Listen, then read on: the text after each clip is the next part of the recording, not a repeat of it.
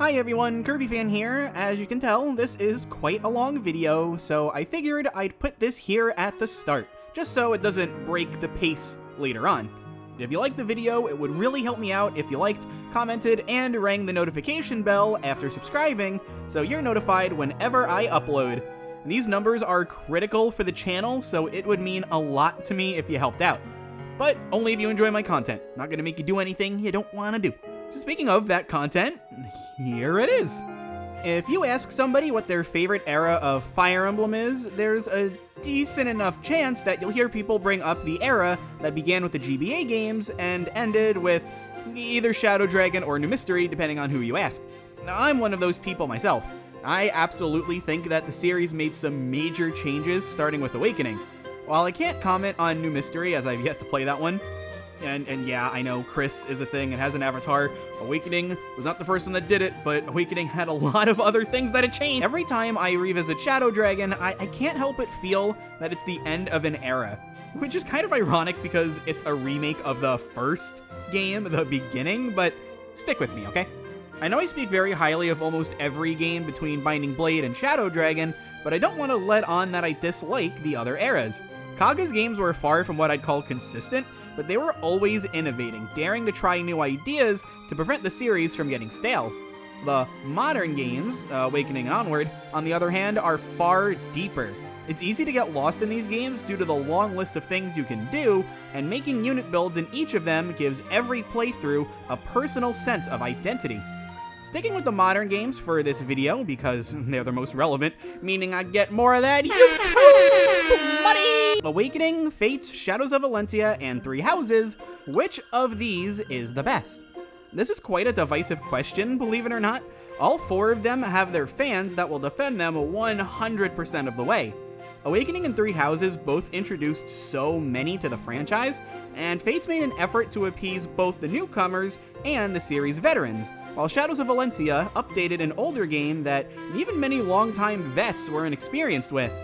Fans of all of them have a heavy sentimental attachment to them, so when discussing which one is the best, I want to make an effort to treat the subject carefully, respectfully, and give proper credit where it's due. And Shadows of Valentia is no doubt the best of the modern Fire Emblem games. For my money, even though I enjoy Awakening and especially Three Houses a lot, it isn't particularly close. Today, I'll be detailing why I love Shadows of Valentia, why I specifically love it more than any of the other modern games, and, in the interest of fairness, talk about what I don't like about it, and what the other games kinda do better. I've got the chill music compilation playing in the background while I'm typing this, so I'm in the right frame of mind to talk about it. There are a lot of reasons why I love Shadows of Valentia as much as I do, but I guess while we're talking about the music, how do I put this? You know the idea of comfort characters? Twitter's been on this trend pretty big recently, so it's relevant to bring up now, but it's just a character that makes you feel comfort? Not happiness or anger or anything, just a warm, pleasant comfort. Shadows of Valentia is my comfort soundtrack, even more so than any of the Kirby games out there. Not to say that Shadows of Valentia doesn't have tracks that feel atmospheric or intense or just some outright bangers. Most of my favorite tracks in this game aren't even the comfort tracks, but all the same, the music in this game gives me that pleasant feeling that a comfort soundtrack would. Of course, the comfort tracks are stellar too. The variance is what I look for when it comes to soundtracks. I can't really help that, Kirby spoils me. And Echoes manages to have incredible variance in its tracks, which are almost all well composed. It's my favorite Fire Emblem soundtrack of all time, and I put it on just as high of a pedestal as my favorite Kirby soundtracks. But what sets this one apart from the other modern games? Fates has 3 different music styles that are inspired from different parts of the world. Three Houses has an ambitious score with basically equal variance to Echoes, and Awakening... Oh, okay, so all the modern games knock it out of the park with variance. I gotta sound redundant, sorry. But what makes SOV's soundtrack better than these? Well, more than anything else, music is subjective, but there are less biased aspects to look at too. Brakut's leitmotif, for example, I think is not only the best composed out of any leitmotif in the modern games, but has added layers to it when you consider that he's a dancer. Not the class, unfortunately, dancers are not in Shadows of Valentia, and in his introductory cutscene, him and Renea are dancing to it. And while I can't get into anything regarding a late game battle theme of his due to spoilers, there's a lot to pick apart with that one. My point is, SOV has tracks that stand out for reasons beyond a basic, it's well composed. It enhances something. Or, yes, I've heard Ocean's Great Waves 100 times, you can stop singing it, please. There are so many layers to so many of SOV's tracks that I feel like it's enough to give it the edge. Not only do I think Echoes has the best music of any modern Fire Emblem, but I also think it has the best visuals. Considering the artwork, I think it's a pretty easy point to understand. The main artist for the game, Hirori, has a Twitter, I'll link it in the description. Definitely suggest you follow, the art is good. Knocked it out of the park. The actual character design lends itself much better to the artwork than the other games, I feel. I love the Forsyth Python dynamic in story, for example, and looking at their designs tell you the basics of what you need to know about how they are. Python is very laid back, sarcastic, lazy man, while Forsyth is eager and energetic. Looks like he might be a bit much to handle, but his heart's in the right place, and he's a very happy man. You can tell they kind of have that cat and dog stereotype friendship going on, and while both characters are a bit more layered than that, it is how their basic friendship works, and it's a lot of fun. Every character has stuff like this. Bowie's got a confident grin, like he's always on top of things. Even casting magic, probably more to show off than anything else. He's actually just a total nerd. May, of course, looks excited and energetic, perfectly fitting for the ball of pep and energy that she is. Claire looks very well put together and pretty, and there's even a butterfly in her artwork, which adds up to how sheltered and pampered she was for so long. And while a lot of people don't really like her personality, I think most people love Faye's design. It's hard talking about Faye because so many people think so many different things about her, but with the idea of her being a cute, innocent farm girl, but actually being obsessive and weird, that matches her design. In general, they're just very expressive while still leaving enough to the imagination to make you think, wowza, I want to know more about this character. Yes, it specifically makes you say wowza. This is part of where I think the other modern games fall behind. Sure, they all have very nice art. I want this for everyone, Three Houses, what the heck? But I don't think that you can tell a lot about every character based on their design. I think that Awakening and Fates suffer this more than Three Houses, in part because there are more characters that aren't very interesting or they're one note, or both. Personally, I also think the designs aren't as expressive, ignoring the cartoonishly overboard ones like Owain and Charlotte. And for the record, I'm actually not complaining. Those designs are among my favorites in those games. I think Three Houses has a lot of great designs. Minor Three Houses spoilers, by the way. Skip to this point of the video if you don't want to hear them. And I really like how many of the post-time skip ones are things we haven't really seen before in Fire Emblem. I always think of Ignatz when I think of unique Fire Emblem designs. My problem with them come from pre-time skip, where everyone is forced into wearing the same uniform. It makes everyone feel homogenized, and it's hard to be expressive and unique when your characters all have to fit a certain mold. They aren't bad, and I prefer them to the Awakening Fates designs generally, but when you're up against Echoes, even post-time skip Three Houses, quite frankly, you fall behind. I even think the models look best in Echoes. While these are largely similar to the Awakening and Fates ones, they're better than Awakenings purely on the fact that they have feet, but the animations are also stellar. Fates has some very good stuff too, but animations for things like Sagittae, Roundhouse, and the Triangle Attack, incredible. Even more basic things like the animations that play before a unit gets a kill, or certain crit animations such as the Dread Fighters, are really good looking. Speaking of the crits, this game's animations for the crit quotes, chef's kiss, amazing.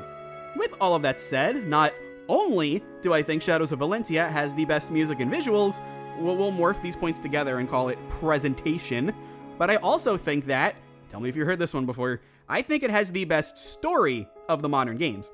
Right out of the gate, it's entirely because of the characters 100%. The actual story itself is fine, but nothing to write home about.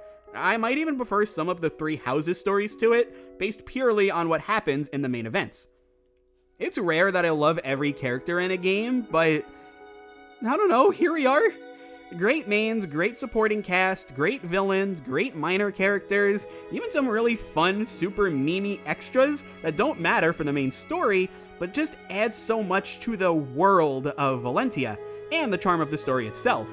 You can talk about the cheese critic who exists solely to eat cheese, or the lady who hates brigands so much that she asks you to murder specifically 20 of them, or the merchant who will have his kneecaps broken if he doesn't get coral fragments, only to find out that the person who would have broken his kneecaps had died after he spent all of his money buying coral fragments. And you can also talk about the mother who's concerned for her son who went off to find a revival shrine for their father, only to find out that he had died while writing in his journal, or how the Regalians react to the Deliverance differently depending on whether or not Zeke lived or died. You're either heroes who saved them and Zeke from a tyrant, or a villain who's not only invading their country and killing their people, but more specifically, killed the one person who all of them loved and respected. Combine everybody that I've just talked about together, and you get maybe 10 minutes of content out of them. But that doesn't matter, because the big, flashy stuff is just as important as every small town that you visit, every singular person that you interact with. Remember this point, because I'm going to come back to it later, okay? Okay.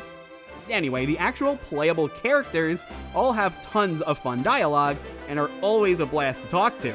When dungeon crawling or visiting towns, you can talk to them and listen to what they have to say, and this adds a lot. A character like Leon, for example, really thrives off of this. Yes, his initial recruitment conversation is a lot of fun, but you're going to want more after that. He does support with both Valbar and Kamui, and both are also very good support conversations, but SOV is one of the few games that goes even further beyond that, giving Leon the town dungeon conversations. And you get some funny dialogue about him being seasick. To quote him, he looks like death's damp leftovers. But you also get to learn why he loves Valbar as much as he does, and what motivates him to keep on going. There's also some subtlety in how, early on in the game, he refers to Valbar as his old friend, but the longer the game goes on, and the more comfortable Leon feels around everyone, he starts openly talking about his love for another man. And we wouldn't have the full story of why he loves that man without these. The villains of the game are excellent too. Some get more attention than others. Greeth in particular I really wish had more to offer, which I'll talk about more when I go into the negatives, but for the most part, they're all great. As minor as he is, I always remember the Watchman brigand who runs away panicking when you enter the first bandit hideout, shouting, "I'm just a watchman! I just watch things!" Hilarious stuff. But you also have villains like Slade, who you just hate immediately, and that hate, along with him, sticks around for a long time. Or Jeddah, who may be a one-note evil kind of dude, but he's just so delightfully evil that you can't help but enjoy him being on screen.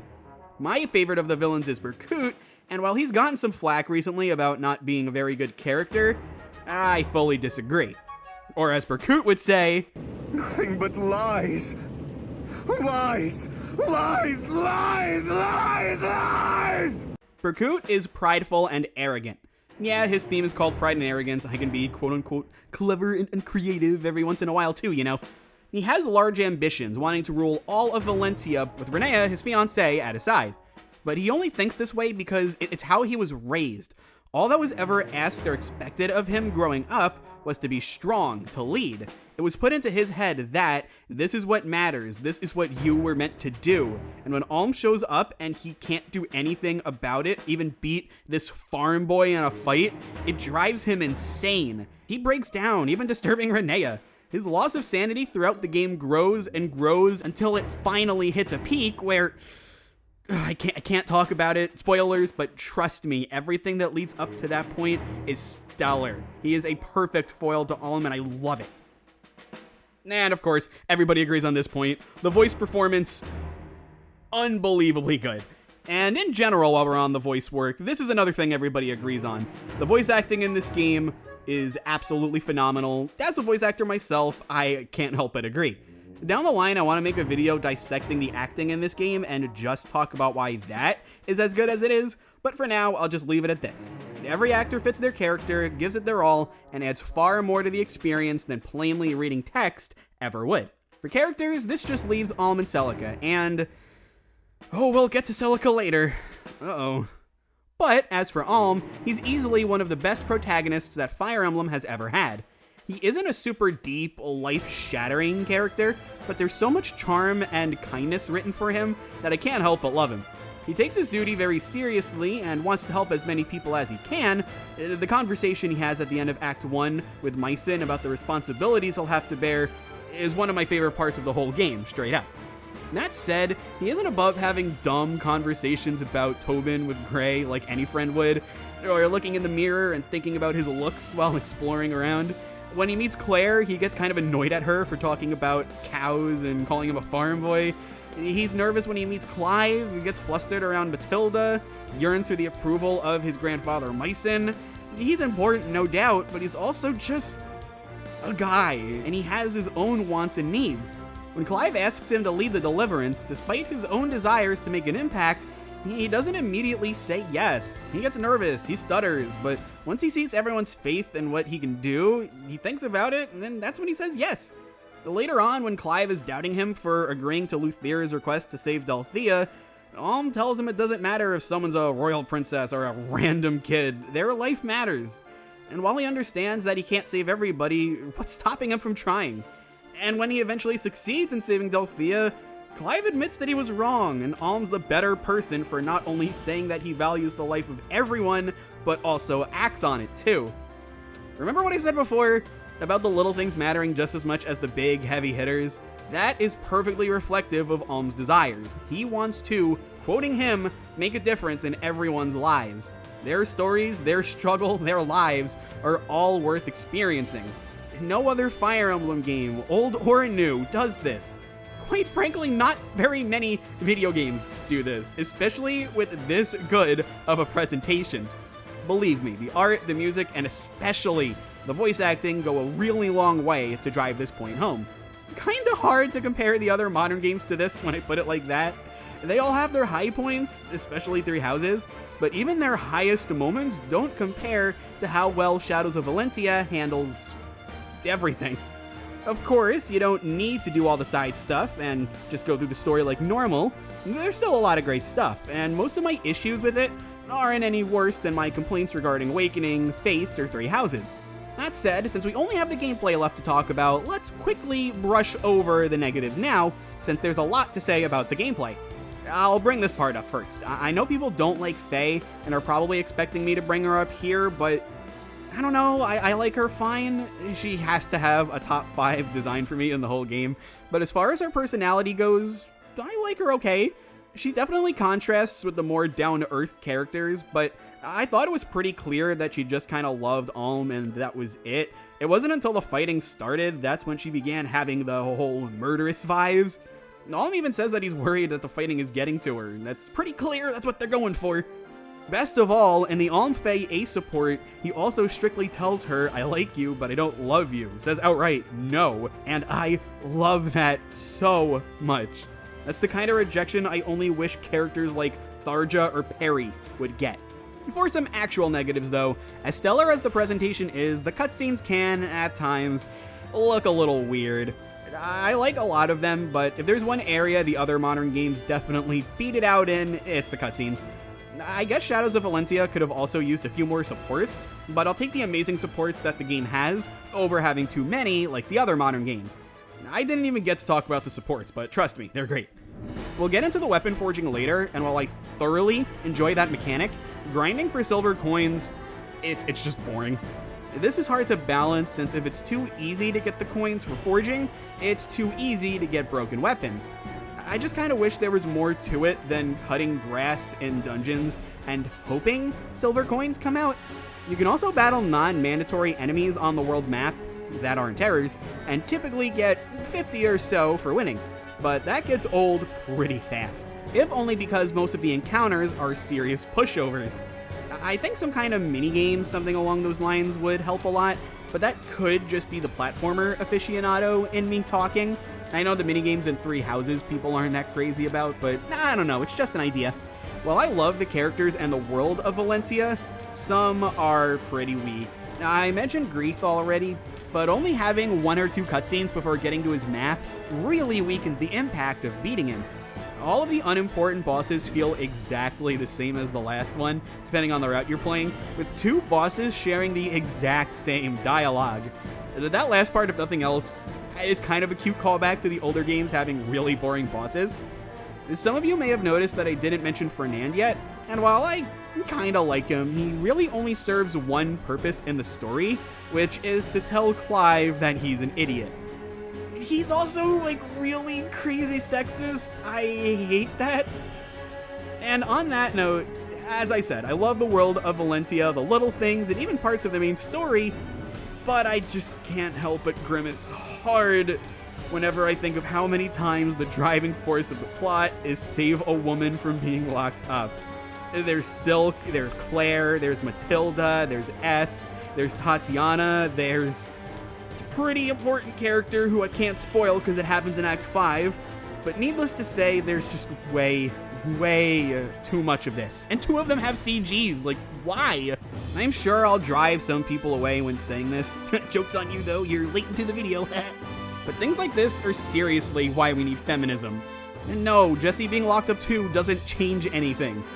Oh, but don't get me wrong, I love Jesse. He's a great character, nothing against him.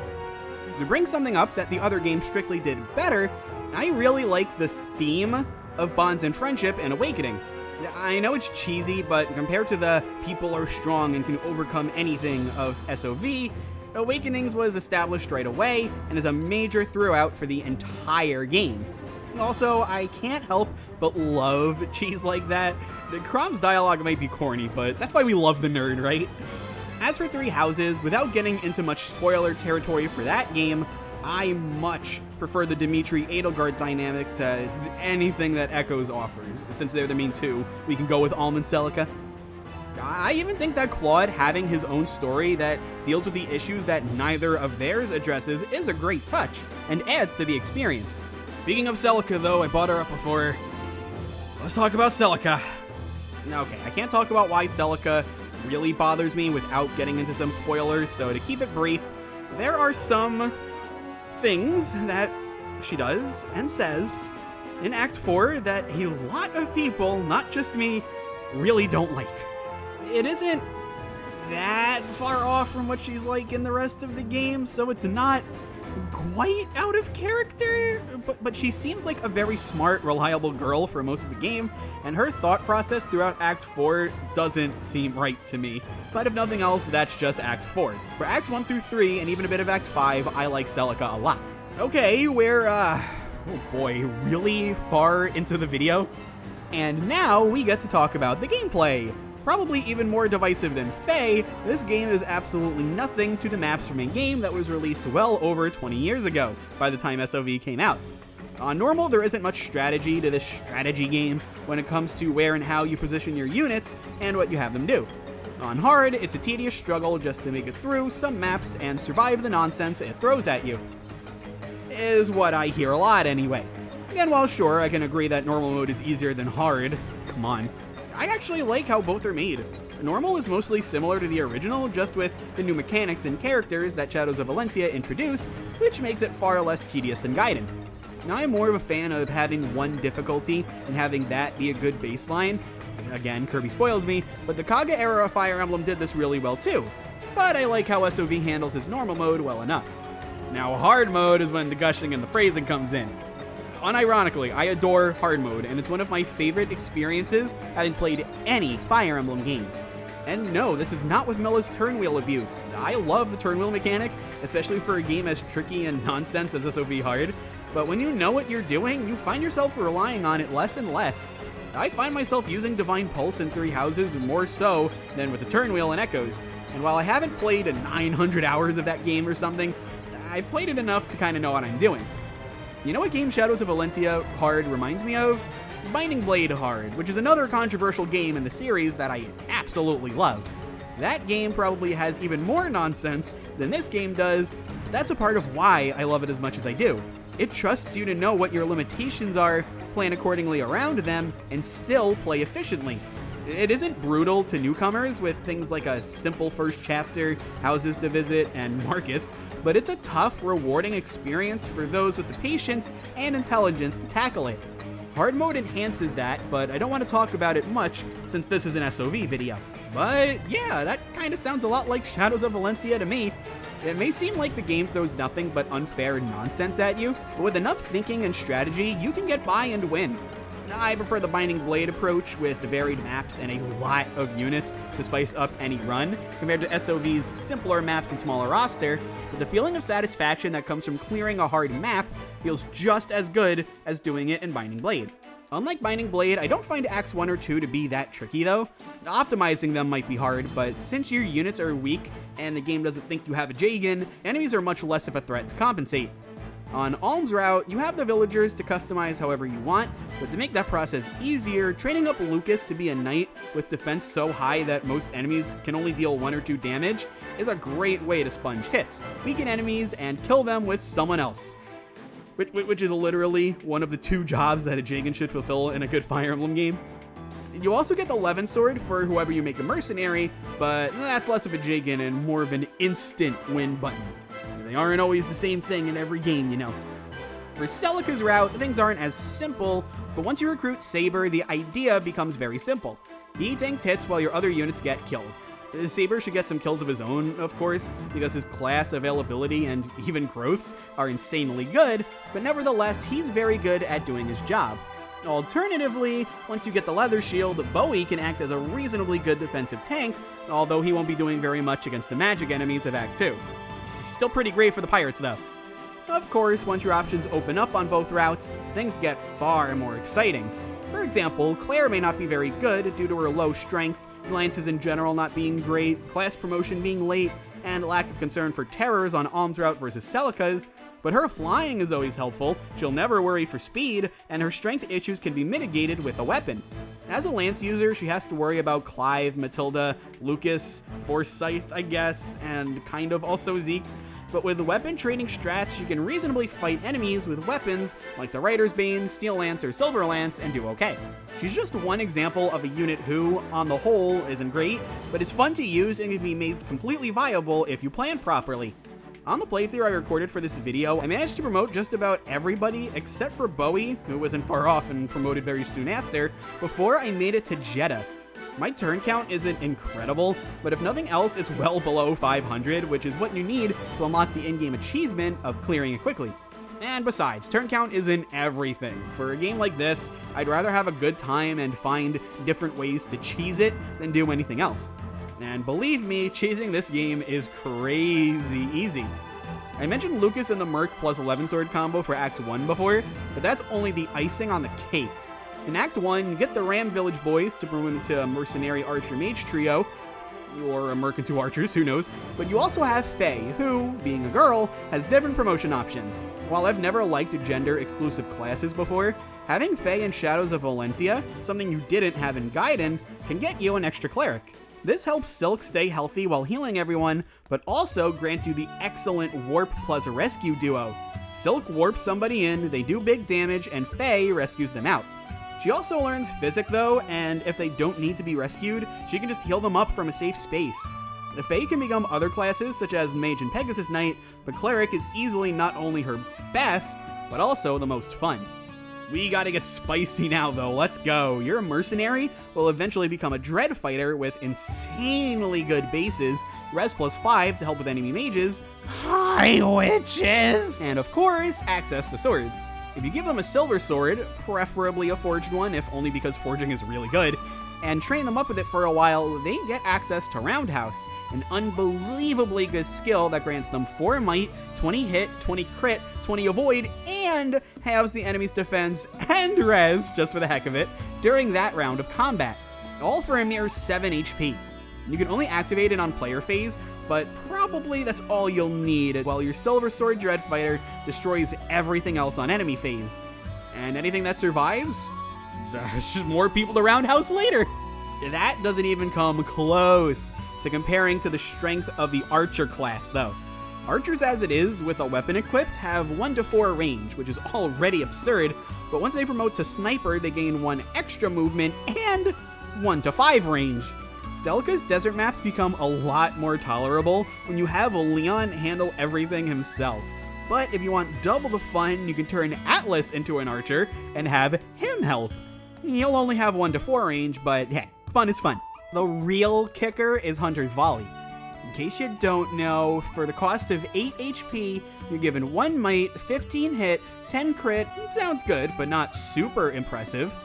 Until you realize that it's on a killer bow, which has a base 20 crit, meaning you'll realistically have crits in the ranges of 30 to 50, maybe even 60. The kicker? Hunter's Volley has a brave effect, meaning that you'll attack twice before an opponent can attack once, if they can even counter, since that's right, this has 5 range. The kicker to the kicker? Snipers promote into bow knights, giving them 8 movement. Yeah. While some characters are certainly better than others, everyone fulfills enough of a niche that on an average playthrough, you can make anybody work. This isn't even factoring in the free Pitchfork DLC, which allows any unit to promote to a villager. It may sound a bit weird at first, but remember, villagers can promote to one of 4 or 5 classes depending on their gender. Meaning, if you want to run a Bow Knight Forsyth, or a Falcon Knight Jenny, or even a Dread Fighter Valbar, you got it! The Element Celica can't use it, but otherwise, the sky is the limit.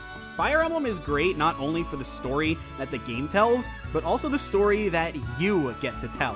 What units you used, how you used them, who was your unexpected star of the show, etc. I follow Mecha, you should too, and he beat the final boss, who you're supposed to only be able to defeat with a certain weapon, with Jenny, because of a glitch in Gaiden that the devs intentionally kept in Shadows of Valencia as a fun little nod. Everyone loved it, and moments like that are so rewarding to come by in this game. The unit customization and absolutely absurd ways of dealing damage, I think, completely counteract some of the more nonsensical challenges the game throws at you. For example, in Act 4, you fight a boss who has an attack that just deals damage to everyone on the map, and there are a lot of enemies all over that map that can deal enough damage to make you not be able to heal everybody before he attacks. No worries though, because good old Atlas here had Hunter's Volley, and with a double crit, he killed the boss. I get that the double crit was pretty lucky, but I did have Leon in the back ready for another round of Hunter's Volley if that didn't work. And if you don't have Hunter's Volley, you can still clear the map, you just need to figure out how you're going to use your cheese to clear it out. This is hard mode, so using what the game gives you to win is absolutely fine, I think, and good design, in my opinion. I kind of forgot to bring up the smithy while she'd be relevant, but the smithy can forge weapons for silver coins, sometimes gold ones too, to either increase their stats or upgrade them to a better weapon. Case in point, the silver bow? Not great, but if you go to the smithy and have her upgrade it, you get, of course, which will grant you Hunter's Volley. You can also forge a name for your weapons. I really like this. For example, for my silver sword, of course, being a expert at naming things, I named it the Round Kirby. It gives you a roundhouse. That's the joke. Typically, I'm not super big on forging things in games. It's not that I don't like the mechanic, I just typically don't find the reward for going out of my way to forge things worthwhile. The Fire Emblem is always the exception, starting with Path of Radiance and lasting all the way to the most recent game. SOV forging doesn't compare to Tellius forging in my opinion, but other than those two, it easily has my favorite forging system of any Fire Emblem game. I can really just say Hunter's Volley and leave it at that, alright? Alright. We'll do a lightning round of sorts before heading into the comparisons to the other games, so get ready for me to breeze over some points really quick. Ready? The world map, I like it here more than I do in Sacred Stones. There's a lot of strategizing on where to move and when, instead of not caring at all. Javelins are really bad in this game, but you can upgrade it at the smithy to the Sonyan, a weapon that is exclusively 2-3 range, and that kind of meme is my absolute favorite. You bet I give it to my Baron Valbar. I love how promotion bonuses are whatever the minimum bases are for the class. It makes getting RNG screwed much harder, and unless it's something like Binding Blade promo bonuses, I much prefer this to any other system. I think it's hilarious that Alm has an exclusive weapon that he should never ever use because he can abuse the Killer Bow Hunter's Volley mechanic. And speaking of skills, I really like how the skills work in this game. There's just a lot of good stuff. Okay, that's most of what I wanted to say, so now we move on to the Awakening and Three Houses comparisons. Before we move on, I want to say this. I don't like Fates at all. I also don't like being negative in my videos, so going forward, at least for this video, I'm done talking about Fates. The gameplay is what I like the least about all of the Fates games, with exception to the story. And yes, even Conquest, I do not like Conquest maps at all. I can talk about why in another video, but for now, we're done with Fates. We're only comparing Awakening and Three Houses. Now, with that said, both Awakening and Three Houses have their rather infamous game breakers. Whereas Shadows of Valentia counts on weapons and skills or spells more than anything else, Awakening relies on a mechanic, and Three Houses uses units and classes instead. Awakening is all about the pair-up. Who you pair up with who will determine how easy the game is. And by that, I mean doing the Robin pair-up. The speedrun of Awakening is legitimately almost nothing but pairing up Robin and Crom. Move from speedrunning to Lunatic Plus, and yeah, it's still just pairing up Robin and Crom. But if you so desire, pair-up is a broken enough mechanic to where you can just do fine with other units. Make sure they S-support and have a kid who can learn Gale Force, though. For Three Houses, I actually have a video detailing some absurdly powerful and fun character builds for each house, so feel free to watch that video when we're done here. I won't add much, if only to encourage you to watch that video, but I stand by Dimitri's Battalion Wrath and Vantage combo, breaking even Maddening mode the most powerful thing in that game. Edelgard does save you the most turns, and she is incredible, but Dimitri saves you the most stress for more chapters than she does. And with something like Three Houses Maddening mode in mind, that means a lot. So which game breaker is my favorite? You should know that it's Echoes already by everything I've said in the video. The reasoning is simply that I find it the most fun. Building up a unit like Leon from an archer with an iron bow to a killing machine with Hunter's Volley and 8 move? It feels far better than abusing Pair Up or Gale Force or Flyers.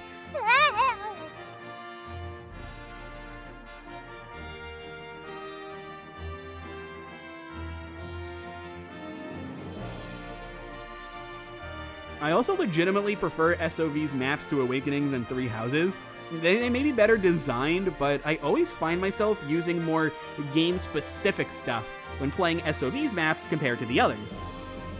Customization is far greater in those games, but I like how much less time it takes to set everything up in Shadows of Valentia. I feel like modern Fire Emblem games are a bit too deep and setup involved sometimes. I get that this is the direction that the series is going in, and I don't dislike it, but ironically, it makes SOV stand out a lot more when all you need is a class and a weapon to destroy everything, compared to Three Houses, which requires the weapon ranks, recruitment, levels, classes, tutoring, and for what you need in Awakening, oh boy. My final point before wrapping up, I think all three of these games can be tons of fun, even without breaking them in half. You don't need Pair Up to enjoy Awakening, and you can stay footlocked and love Three Houses, and you don't need anything I said in a far longer than average video to enjoy Shadows of Valentia. This is just the stuff that makes these games stand out, and in that regard, I think this game does it the best. When I started writing this script, I figured this would be a pretty brief look into why I love Shadows of Valentia as much as I do. Maybe the video would break 10 minutes, 15 at the absolute max. But the more I wrote, then the more I played, the more I realized this isn't gonna be an easy video to put together. There's just so much good here on all fronts that I couldn't help myself but make a video this long. Now, I've recently been putting out shorts, so I'm sure going from a ton of 30-second videos to a 40-something minute long one is weird, but I hope you all enjoyed it anyway. As for me, I seriously need to reevaluate where I rank Echoes, because it's in my number 4 slot right now for Fire Emblem, behind Genealogy, Binding Blade, and Path of Radiance. This isn't a Path of Radiance killer, but the other two? Maybe? Who knows? But while I think about that mess, I've been Kirby Fan, thanks again for watching, and I'll see you next time. Play Shadows of Valentia, please!